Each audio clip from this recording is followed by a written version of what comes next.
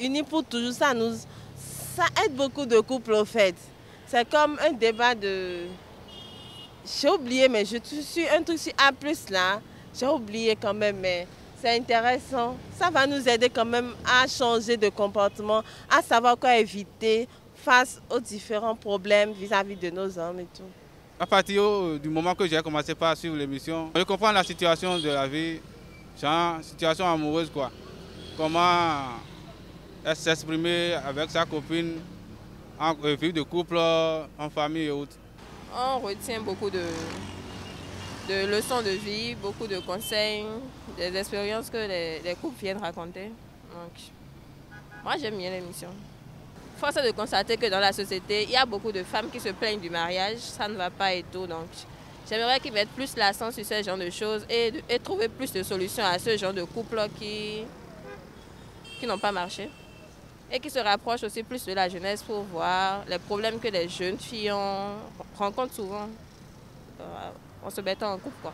C'est une émission que je regarde de temps en temps. C'est une émission que j'ai appréciée parce que la vie familiale est devenue un peu compliquée, surtout les foyers de ce jour.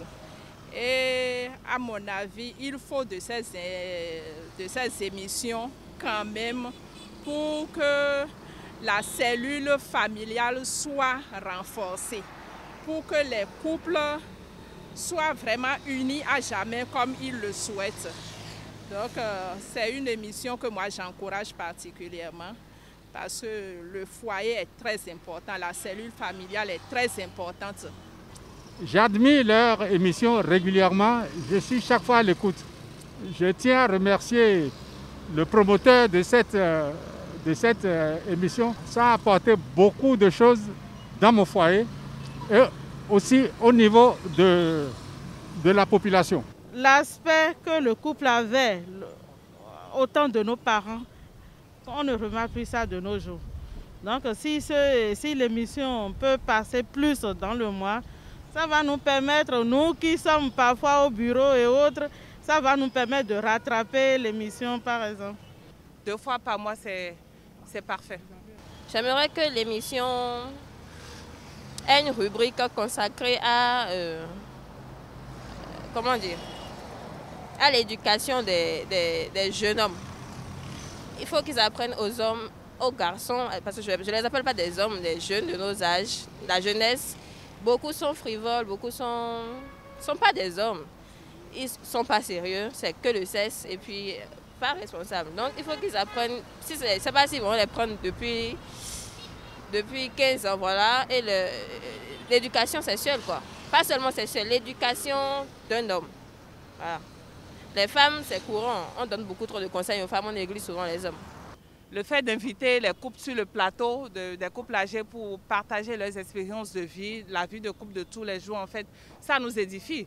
Aujourd'hui, je comprends que les difficultés de communication relationnelle qu'un couple puisse traverser, en fait, c'est normal. Mais c'est pouvoir se relever, continuer le chemin ensemble, c'est ça qui est le plus important. J'invite ceux qui sont déjà en mariage et ceux qui prétendent l'être à beaucoup de patience dans le couple. Beaucoup de patience dans le couple. C'est beau, mais ce n'est pas un rôti qui tombe du ciel. C'est l'effort quotidien permanent qui feront que nous serons toujours unis comme on le dit. Je vais tout simplement les inviter à suivre ces émissions, que de préférer et suivre des dessins animés, des novellas et autres qui ne nous apportent pratiquement rien. Donc je remercie le couple Sira et Siro pour avoir eu cette belle initiative.